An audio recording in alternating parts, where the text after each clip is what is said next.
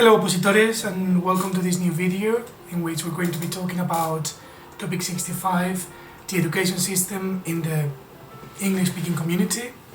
This video is going to be different to the others because in my preparation for the exam, what I'm going to be doing now is trying to have just a summary, not even a summary, like just an outline of my topic, and I'm going to try to talk from it without really reading. So I hope it's good enough, and for me it will be a way to then check my answers and see if I was close to what I have written before in my summary.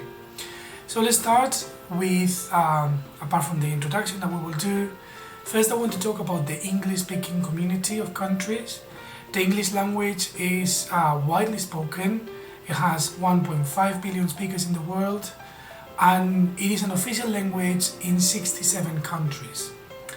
English is also used in countries where it is not official, as a language of communication, of education, and also for business. This is due to the history and the influence of the British Empire, especially in the 19th century, and at the same time we have to mention the negative impact on indigenous cultures and the laws, or how it affected languages in those countries. There are countries that have English as an official language, but then also co-official languages, like in Ireland with the case of Gaelic, in Canada with the case of French, and in India where they have, apart from English, Hindi, Punjabi and other languages. Let's move on to talk about the education system in the UK, starting with England. In England we have different sectors, the state, private sectors and more, and we're going to describe that now. So in the state sectors we have the maintained schools, which are the schools that are from the state, and we have the primary, secondary maintained schools, and they follow the national curriculum, and there's an organism called Ofsted which is in charge of doing the inspections, and all the teachers fear them so much. Then we have a system of academies or free schools that, even though they are publicly funded, there could be also some funding from private sectors or NGO, and they are a bit more independent, although Ofsted still judges them, and yeah, they are somehow still from the state sector. Let's move on to the... Oh, and we will talk about that in a second more when we talk about the white paper. Let's move on now to the private sector. In England we have independent schools and public schools. Independent schools are based on tuition fees that the students have to pay, but also on donations. And there's an organism called ISI, which is in charge of doing the inspections for these independent schools. Then we have the public schools. The name is a bit confusing because public schools are actually private schools, but they call it public in the UK. And they are very prestigious schools with very, very rich families that take their children there, and they also have boarding facilities. These schools are often criticized for being endogamic because the same families always take the same children there. They even are accused of somehow racism, and it's quite controversial. We have to mention particularly Eton School, which is the most famous private school, and we can talk about the students that went there, from George Orwell to prime ministers like Cameron and Johnson, both of the princes from the royal family, so you know it's very, very important in the country. There is a political debate about this private sector in the UK, because often public schools are signed up as charitable companies, so they have a special status in which they don't pay taxes, and a lot of people are criticizing that because they actually make a lot of money. Let's talk now about grammar schools. The grammar school system is a bit complicated. It is a selective system, although it is state funded. Students that want to go to the grammar schools have to take an exam when they are 11 years old. It's called the 11 plus exam. There is a history of why there are grammar schools in the UK, and it's because after the Second World War there were some educational reforms, and in that context it made sense. Although for many years now there's been a big debate on whether that should be eliminated from the UK. They say that not everyone has the same opportunities, and this actually fosters inequality, because a child from a rich family would probably have private teachers or would probably have more help, and that would help them get into the system, get into a grammar school. Whereas someone coming from a poor family doesn't really have much chances of, when they're 11 years old, smash this exam. There are still 163 grammar schools in England, although especially the Labour Party wants to get rid of probably all of them if they could. Let's talk about the white paper. This is a controversial paper that the Tory government passed in the year 2016, in which they wanted to convert all the state schools. Remember, we have maintained schools and academies, all of them into academies. The reason for that was that it would give more autonomy to schools, and at the same time they could be more flexible, and that would improve education of the children and results. It had a lot of oppositions from teachers, unions, politicians, especially from the left, because basically they were saying that it would be almost a step to privatize education. There were concerns about the fragmentation of education, how this could foster inequality, and how some particular people could get profits from making state schools into academies. Education in England is based on the national curriculum and the British values. The national curriculum is a law that could be similar to our law in a way, because it establishes the contents of the subjects, the minimum contents that they have to acquire, and also something called the levels of attainment. This is important to remark this, because in Spain we have a percentage of success being 10 the maximum if you get 100% in the exam, and 1 the minimum, whereas level of attainments are from 1 to 9, but there are descriptors in which it says what, depending on which number, you can perform certain skills and all that. Now this is coming to Spain with the LOMLOE, and it is quite interesting to see how it is implemented, but in the UK it's been there, this similar system for ages. The British values are important because they talk about the democracy, the rule of law, individual freedoms, and tolerance to the differences. This is very important because as a teacher, when you have certain topics that can be difficult to teach, like for example LGBTQ plus issues or feminism, there's a legal protection that the British values and the national curriculum are supporting you to teach these topics, and you actually must as a teacher.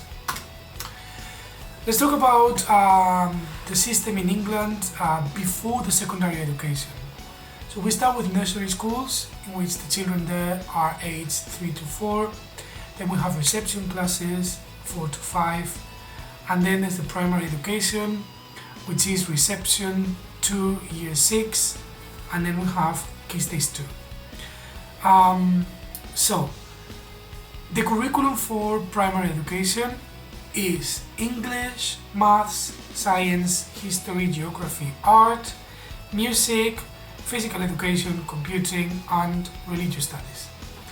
At the end of Key Stage 1, which is year 2, and at the end of Key Stage 2, which is year 6, when they are about 10 years old, they have exams called SATs, S-A-T. These exams are the same for like the whole country, and they will give a grade to the students to see how they're doing. And this is important, we'll talk about that later in secondary education. Modern foreign languages are not mandatory, they are limited in primary schools. Although I can tell you, for example, that in Hackney, an area in London, all the primary schools moved to doing only Spanish. In other areas, they do different languages. In other areas, they don't even have foreign languages in primary education. Let's talk now about secondary education. So, we have first Key Stage 3, which is from years 7 to 9. That will be when they are 11 years old, they're in year 7, and when they are 14 years old, they finish with year 9. The curriculum here is English, Maths, Science, History, Geography, a modern foreign language.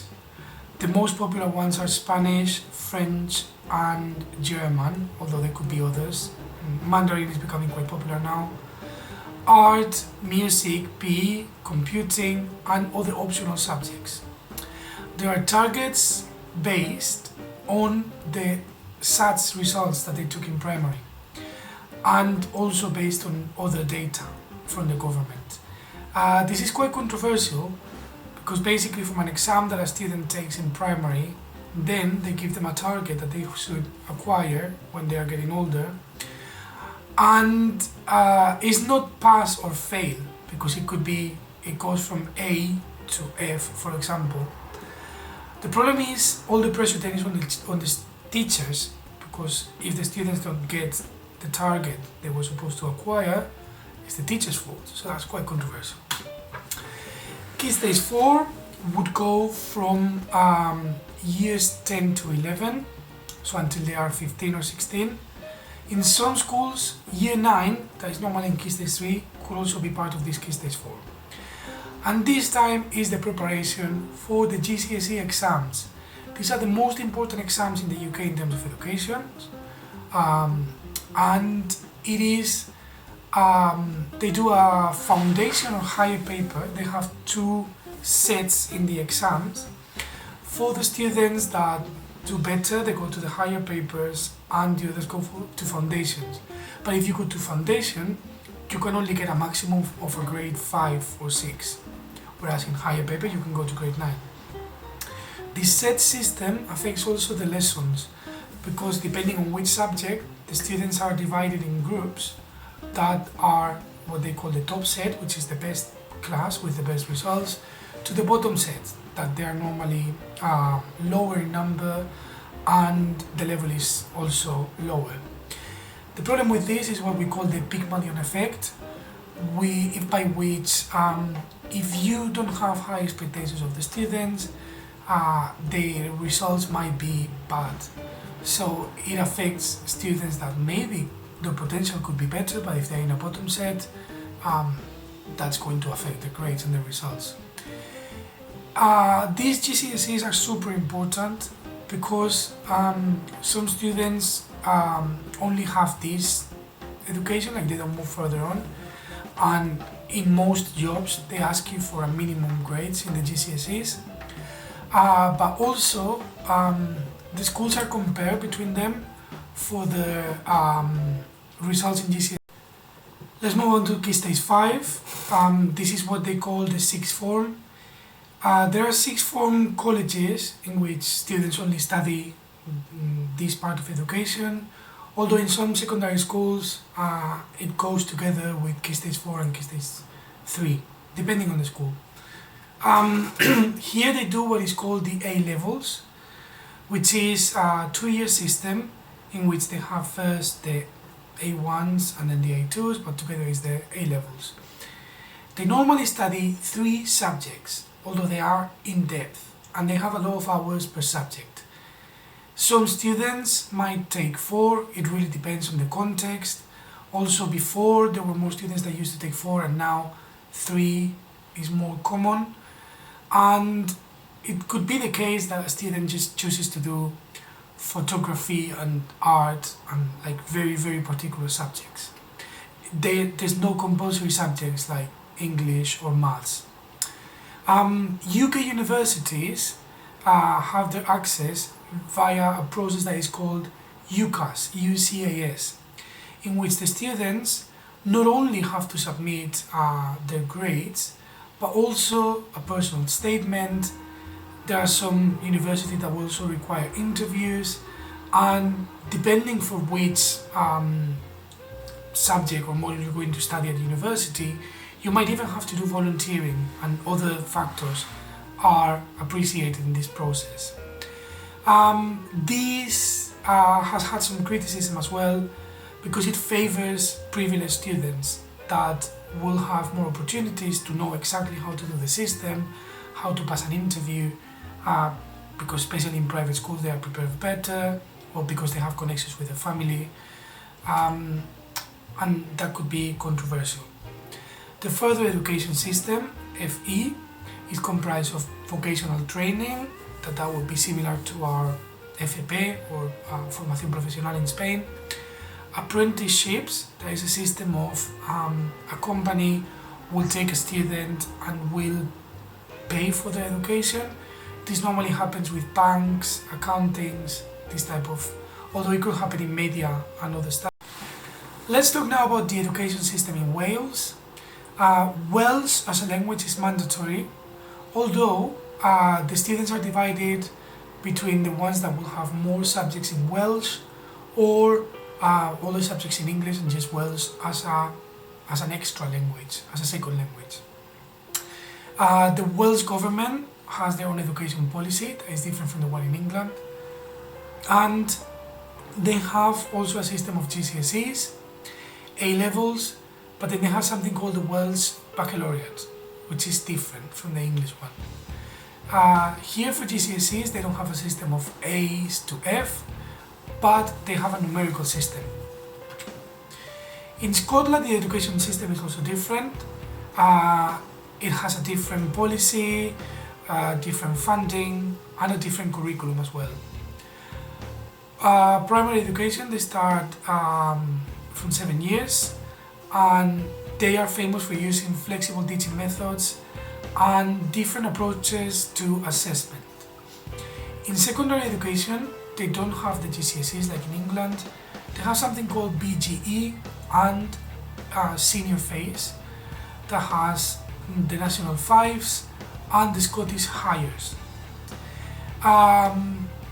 The universities have a 4-year undergraduate degree that includes free further education in university for all the residents of Scotland. That means that many students from the UK, from other parts, want to go to Scotland to study there for free, but the system has changed quite recently, and now they ask you to have lived in Scotland for a number of years. Gaelic is a national language. It is taught in some schools, although it is not very widespread. In Northern Ireland, they have the Northern Ireland curriculum. They have what is called the 11+ system, in which they have a larger importance of grammar schools versus other secondary schools. They also have a system of GCSEs and A-levels, but then they have something called NVQs, which are different to the system in the rest of the UK, and this is more like for the students that want to do professional, to go into the professional world. Here we can see the cultural aspect of religion, how Protestants and Catholics are very divided in Northern Ireland, and this has an impact on education. Protestant schools are normally in wealthy areas compared to the Catholic ones, so the education there is normally better, the results are better, and if you look at grammar schools, they are mostly, the students there are mostly Catholics. There is a limited place of the Gaelic language in education as compared to especially Welsh, as we mentioned before. Okay, let's talk about the education system in the USA. They have different stages: preschool, primary school, secondary and higher education. And the compulsory age range varies from the states. There are some states that it's compulsory to go to school until 16. This is up to 18. It really depends on the state. There's also a big division between the private and public education, with a lot of families choosing to take the children to private schools, and the quality of the education varies a lot. There's many teachers that are complaining about the funding in public schools and the lack of funding, basically. Also, the quality of the education varies between the different states, and there is a similar concept to grammar schools in the UK. In the USA, they are called magnet schools, and they also require an exam to get in. The curriculum, assessment, and the graduation requirements as well differ across the different states. The course selection is different as well from the UK in the way that there they have a greater flexibility to choose between subjects. They have more optional subjects, and normally they have very little compulsory ones. There is, though, a controversy over the role of religion in education. In some parts of the country, in some states, it guides the teaching and what the teachers can include in their curriculum or not. Some teachers have been fired for being openly LGBT or talking about these issues in class. They cannot even talk about certain science issues because of religion. Homeschooling is also very controversial because there's a big number of students that they receive the education at home, whether via private teachers or from their parents. And the problem with this is obviously the lack of socialization, also how these students can be very radical in their ideas, because it really depends on the parents. And then let's talk about the university selection process. Here is also not like in Spain or France, that is just the grade. Here is also like in the UK, that will have more things to take into account. Apart from the grades, they also have different tests that they check the scores, extracurricular activities, sports. It's very common in the UK that if you're very good at basketball, the university will want you to be part of their team, for example. Essays, some students send a portfolio of what they have written or things they have achieved and work they have produced. Also recommendations from teachers or different people that could recommend them, and interviews where necessary. There are many prestigious US universities, and we can say that probably the most famous ones are the ones that are called the Ivy League, which are on the eastern part of the country. Something that we have to mention about the university selection process is that a lot of people claim that there's a racial disadvantage. There are still a higher number of white people compared to black, also in terms of the percentage of population, and this has led to many affirmative action debates, and some universities are trying to change the process in which they accept students. Let's talk about the education system in other countries that have English as an official language. We have Ireland, which system is quite similar to the one in the UK. They have a primary and secondary education system with different variations in the curriculum as compared to the UK. And they also have Gaelic that is more predominant in certain parts of the country. In Canada, Canada is a country that is divided in provinces, and each province has the responsibility to decide on educational laws and the curriculum. There's also a bilingual focus in Quebec and the French-speaking area. In Australia, the system is quite similar to the UK. There are although some curriculum variations, and what we can say that is different there is that a lower number of students end up in university because they have a focus in vocational education. In Nigeria, we can still see the colonial influence from the UK in there. The primary education and secondary education system is somehow similar. They also have a national curriculum and national curriculum laws.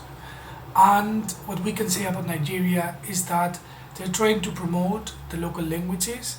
Apart from English being official, there are several languages in the country that are studied in schools.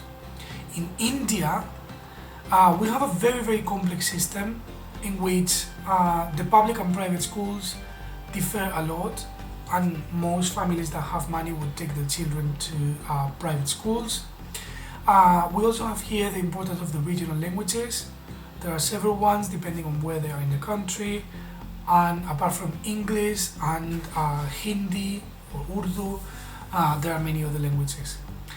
What we can say is that this system would foster the memorization process and has a bigger focus on exams and passing exams. It is well known that many Indian students would spend hours and sleepless nights studying to memorize for these exams. We have international schools in other countries. This system of international schools, normally they are big groups that have different schools in different countries. They don't follow the national curriculum of the countries where they are established, and the students there are normally from different backgrounds. One of the reasons for the existence of these international schools is because normally the parents of the students are expats. They are foreigners that are working in another country, and they want the education of the children to be predominantly in English if possible. They're normally owned by multinational corporations that, as we said, they have a big profit, and they have a system of international qualifications. One of the most famous ones is the IB, International Baccalaureate. Then they also have A-levels, International GCSEs, or the CIE.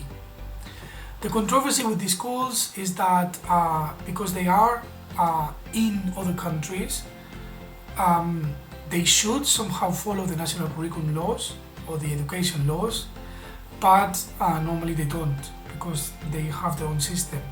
So this has arised some controversy with the governments of certain countries, to the point that they have been forbidden in several countries. The other controversy would be that they have to pay normally a high fee for being in there. As a conclusion, we can say that the different countries where English is spoken as an official language have a lot of variations, and they are very different.